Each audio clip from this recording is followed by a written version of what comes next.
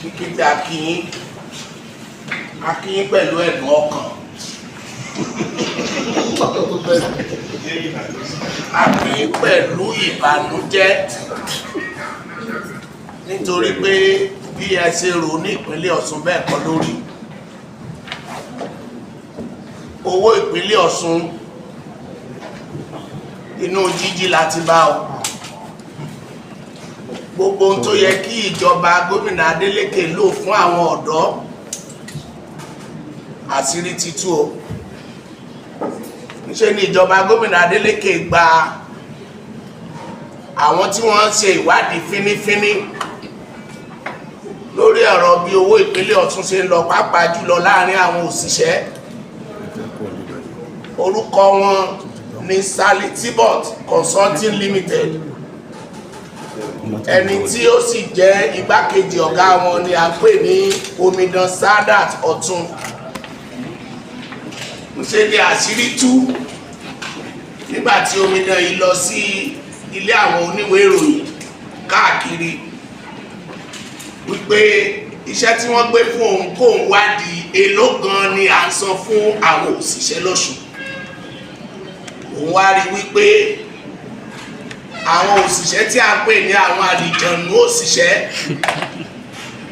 àwọn tí ẹ lè rí wípé ènìyàn ni wọ́n ṣùgbọ́n tí wọ́n gba owó ìjọba ó ní àwọn tí òun rí wọ́n lé ní 5,615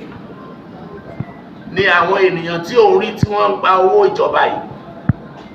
onírírí tí òun rí nìkan kọ́ ó ní àwọn owó yìí kò lọ sí àpò gbogbo àwọn èèyàn àjọ̀nú yìí o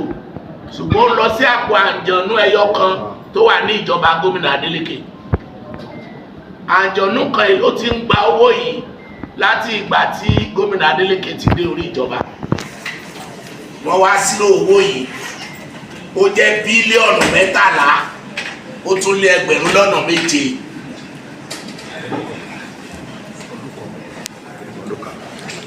ó lé ní ọdún kan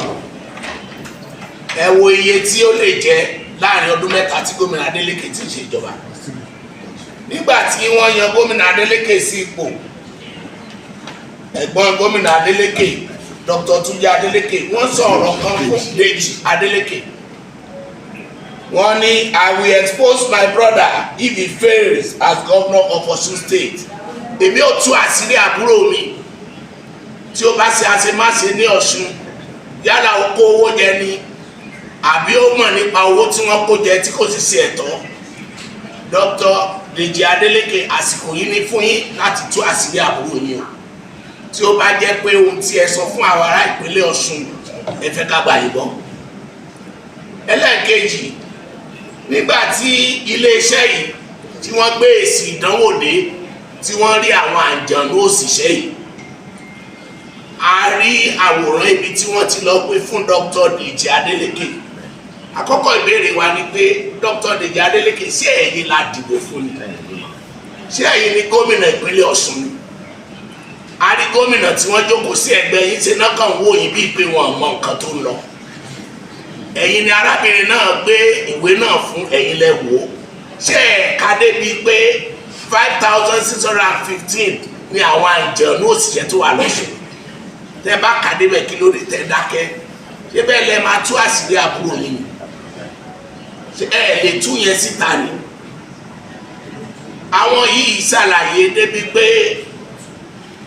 àwọn ọmọ àkáǹtì èèyàn tí wọ́n ń san owó yìí sí Dr. Deji ṣe ẹ̀ka débẹ̀ ni ẹ̀ ní sọ fún ará ìpínlẹ̀ Ọ̀ṣun pé àkáǹtì ẹni báyìí ni ṣé ohun tí ẹ mú àbúrò yín wá ṣe nìyí èyí sọ fún wa pé ẹ bá wọn dá sí ìjọba ẹni oníṣòwò níyìn tá a sì mọ̀ yín sí oníṣòwò gbajúgbajà ṣùgbọ́n àṣírí tú pé ẹ ń ṣe ìjọba o ẹni tí ò dá sí ìjọba wọn ní lọ gbé ìwé ìjọba lé lọ́wọ́ kó máa wò ó obìnrin yẹn ò dárúkọ gómìnà ó ní ẹ̀yin ló ń gbé fún ó ní chief of staff tí ó ṣiṣẹ́ pẹ̀lú gómìnà ó ní òní ó jẹ́ alága kọ́mítì tí ẹni kò yẹ̀ wò chief of staff ẹ̀yin ò rí kà débi pé 5,015 ghost workers ẹ ò rí kà débi pé àkáǹtì èèyàn kan ni wọ́n ń sanwó ìsìn ó ṣe ríre o tí wọ́n á ní àwọn APC wọn á nírọ́ ni wọ́n pa àwọn ni wọ́n gba òṣìṣẹ́ tó tú àṣírí yìí o adẹ̀túrí wọn ní ghost worker ó ti wà tipẹ́ tó bá ti wà tipẹ́ ebe yìí lẹ ṣèwádìí ntó jáde nínú èsì ìwádìí dandan ni fún yín Dr. Deji Adeleke àti chief of staff nítorí pé wọ́n àti ẹ̀ dárúkọ gómìnà tó fi hàn á wípé gómìnà yìí ò tiẹ̀ mọ̀ tó ń lọ torí wọ́n dárúkọ gómìnà ṣùgbọ́n kò sí bọ́n ṣe máa pèrè ajá tí wọ́n ní pèrè ìkòkò tí wọ́n fi ṣe é gómìnà Adeleke ọ̀rọ̀ yìí gba kẹfìwélẹ̀ kẹ́lẹ́ ẹ̀ ṣe mọ́ ọ̀rọ̀ yìí gba kẹfìwélẹ̀ ìtìjú tẹ̀ kó bá sùn yìí ó ti dojú ẹ̀ ẹ wá ìdí ibi tí 13.7 billion wà o gómìnà Adeleke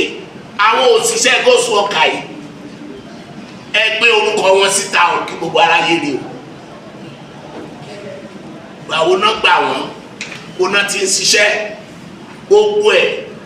ní ẹni tí ẹ gbà síṣẹ́ kó ṣèwádìí gbogbo ẹ̀ ló sọ fún yín o ẹ tú síta o gómìnà Adeleke ẹni tí owó yìí wọnú àkáǹtì ẹ̀ láìpẹ́ láì jìnnà láì jẹ́ pé ẹ̀ ń sá káàkiri ẹ dá orúkọ ẹni náà síta o àtìlẹ̀ tún gbọ́ pé èyí tí ẹ fi máa kọjú sáwọn ọmọ ìpínlẹ̀ Ọ̀ṣun kí ẹ ṣàlàyé fún wọn pé tó kíní yóò yé wa mọ́ ó ti dàrú o lóòótọ́ ni owó ìwà ní ọwọ́ èèyàn kan o mo fìwé lẹ̀ o ń ṣe náà ẹ̀ ń sá káàkiri báyìí o ẹ wá bí tẹ́ ẹ ti fẹ́ di eléyìí ò lè ṣe é dí àwọn ìpínlẹ̀ Ọ̀ṣun ń béèrè tí ẹ bá gbàgbé ẹ̀yin oníròyìn ní àsìkò kan wọ́n ní àwọn fẹ́ ṣe ìgbésẹ̀ kejì fún àwọn ọ̀nà tí àwọn fẹ́ ṣe ní Ọ̀ṣun wọ́n fi owó síwájú nǹkan tí wọ́n fẹ́ ṣe wọ́n ní gbogbo ẹ̀ wọ́n ní ó jẹ́ 159 billion nígbà tí a máa gbé calculator tí ó jẹ́ 111 billion gómìnà abiyi pé 47 billion bó ló wà dé ní ìyẹ̀rí kan tó ń pa ẹ̀ ṣàlàyé ẹ̀ lè ṣe kẹ́mu jẹ ẹ wá ń pariwo pé owó local government ṣé ìkẹtẹ fẹ́ fowó local government ṣe ni káàtì ẹlẹ́yìn náà sọ fún ẹ gbọ́ pé wọ́n ti ń sanwó ọba ẹ gbọ́ pé a ti béèrè fún schedule tó fi ń sanwó àwọn pensioners bonded and unbonded ẹ̀yin lẹ̀ fílẹ̀ fún wa ìjọba APC ní local government wọ́n fẹ́ san ṣé ẹ̀yin ò gbọ́ yẹn ní gómìnà ẹ wá pariwo pé owó kan wà níbì kan kò sí owó kankan níbì kan ara tẹ́ ẹ fẹ́ ṣe lórí owó yẹn òun náà làṣírí ti tú yìí o 13.7 billion ní ọdún kan gómìnà ẹ ṣàánú ìpínlẹ̀ Ọ̀ṣun ní ọdún kan níbi tí ẹ ti rí owó san fún pensioners ní ọdún kan tẹ́tí pariwo owó local government ẹ ṣàánú wa o kódà ká má ti wì ní tí ẹ bá yanjú ọ̀rọ̀ kẹ́ jáde láàrin ọjọ́ mẹ́ta sísìn ó lè ní wọ́n máa kéde lórí nípínlẹ̀ Ọ̀ṣun ẹ máa lọ wọ́n máa pariwo lè torí pé ẹ̀yin lẹ gba òṣìṣẹ́ yìí Ọlọ́run ló bá wa dàárí irú ló jẹ́ káṣírí yìí tú Ọlọ́run ló dá irú fún wa Ọlọ́run ò dẹ̀ ní jẹ́ kó tó torí ọ̀pọ̀lọpọ̀ àṣírí náà ló tún wà bẹ́ẹ̀ tó sì máa tú mo kí ará ìpínlẹ̀ Ọ̀ṣun ẹ kú àsìkò yìí ẹ bá wa pè Dr. Deji Adeleke o ẹni kí wọ́n wá tí wọ́n gbélé wa lọ́wọ́ tí wọ́n ní tó bá ti ṣèjọba báṣubàṣu àwọn làwọn máa kọ́kọ́ pé EFCC Dr. Deji ẹjẹ́ a máa rí kẹ́ máa kọ lẹ́tà petition sí EFCC ICPC gbogbo ibi tó yẹ kẹ́ kọ́ sí ni kẹ́ kọ́ sí o ẹni tó bá yẹ kó ṣe ẹ̀wọ̀n ẹ jẹ́ kó lọ ẹ̀wọ̀n o Ọlọ́run á ṣàánú wa lọ́sùn ẹ kú àmọ̀mọ́ra.